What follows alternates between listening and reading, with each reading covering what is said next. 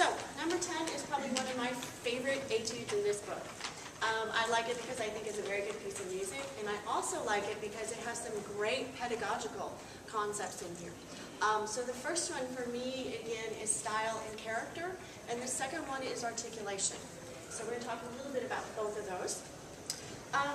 If we started at the very beginning of the piece, you would find out that this is a great big ABA format.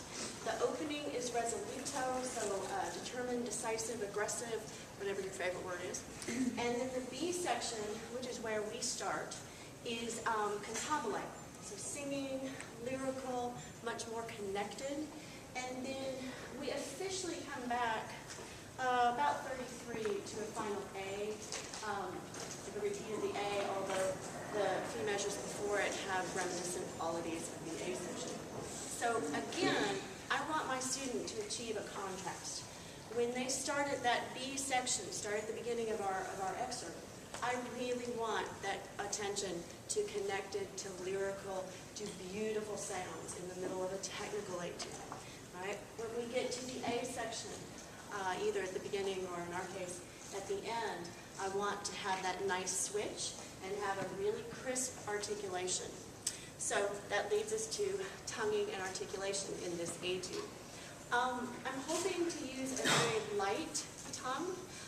Students have a tendency to use too much tongue. You get that lovely extra noise. But it's called tongue noise. Sometimes you can hear it, sometimes you can see it. If the throat looks a little like a bullfrog every time they tongue, there's probably a little too much movement in there. So you're hoping, if your mouthpiece is over here, you're hoping really to just use the front part of the tongue. If they start to kind of use all of the tongue, what I call lizard tonguing, then it's going to be very heavy and very noisy. So we're hoping to get that nice light approach. The other thing in articulation, which is very tricky, is also to maintain the shape of the tongue. We want that nice arch to the tongue. Sometimes we get going and we start to lose that arch, and the tongue flattens out, and then all of a sudden the high notes sound a little interesting. So we keep that E position. Hopefully while we're articulating, you might even try thinking D or T, just to keep that middle part up, and that will certainly help. For me, this is my opinion, I'm hoping that the articulation is very well defined, very crisp, and not overly short. So when I have a student sit down and play this, if I go to the end just for the articulation, so if I go at 33, I'm going to encourage them to be as legato as possible.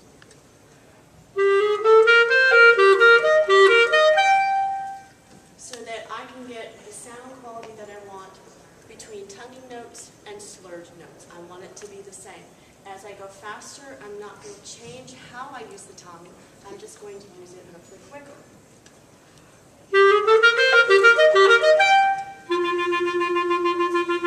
So I want to stay legato, full sound, very light in articulation. The other thing that can be quite challenging with this etude are the various articulation patterns. Now, I love the patterns, but your students probably will not.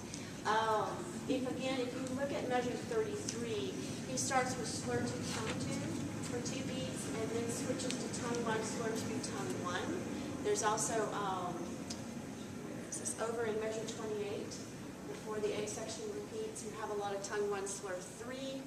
And then, for instance, there's some in the last line, but my all-time favorite, tongue 1, slur 2, tongue 1. So, if I can get my students to maybe practice something that they love, let's say the F major scale, using those articulation patterns, then they start to become much, much more comfortable with how they feel and sound, and then go and incorporate them into the piece. And that's what I wrote out on the handout. If you take the first one, this is slur 2, tongue 2.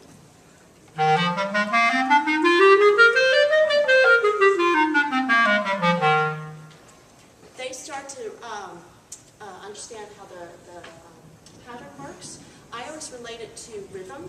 For me, this has a very 8th to 16th feel. Bum, ba, ba, bum, ba, ba, bum, ba, ba, bum. They may not catch that, but they will at least catch that a slur 2 slur-2 tongue-2 divides the beat completely in half, and so they'll feel that downbeat upbeat. The opposite, the tongue-2 slur-2, a little trickier just because the tongue is first. But again, nicely divides the beat in half, and they can feel hopefully maybe 2/16 and an eighth. Ba, ba, ba, ba, ba, ba, ba, ba, ba. Quickly, because I don't want to run out of time. The next one I wrote out was tongue-1 slur-3. This one gets a little more challenging for students because it doesn't divide the beat in half.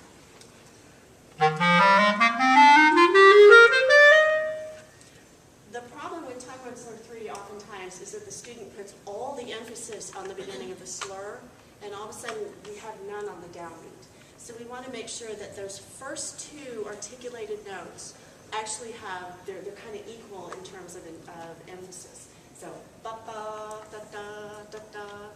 And then the last one, the tongue-1 slur-2 tongue-1. That's just syncopation to me. To me, that's a 16th, 8th, 16th note feel. I love rhythm, I love syncopation, but your students will balk at that one.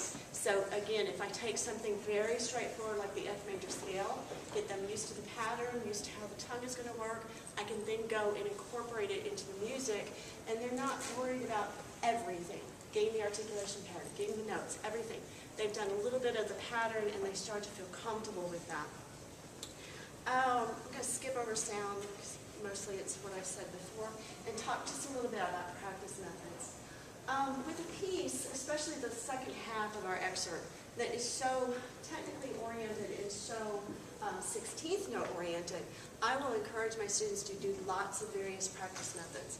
And those are things like swing rhythm,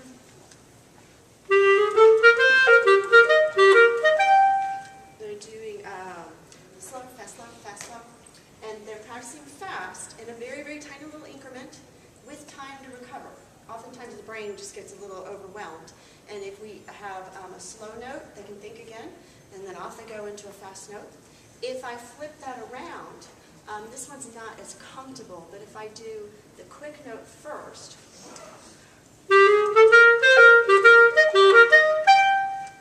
then they're practicing fast in a different area than they did a moment ago. With practice methods, I always want to go much slower.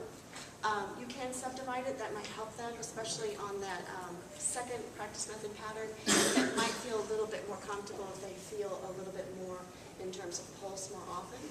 But I will do these all the time in my own practicing because I think it's incredibly helpful for me to learn technique. And so if they start at a nice slow tempo, again, I want to try and be incredibly systematic and bump it up slowly every time. Maybe not every time, but at least every time they have a lesson, the next week I want to see where their progress is. So if we started off, maybe quarter note equals 60, let's see if we can maybe bump it up to 66. The faster we go, the progress may not be quite as big, but you will feel comfortable in terms of producing a very even and a very controlled technique. So I will always do practice methods. I just wrote out two of the most common practice methods. There are many. And they get a little hairy, but when I find technique is challenging, I just start practicing every method I can come up with. Anything to practice the pattern, get it in my fingers, and teach my muscles when they need to be at what time. So, does anybody have a quick question? Okay.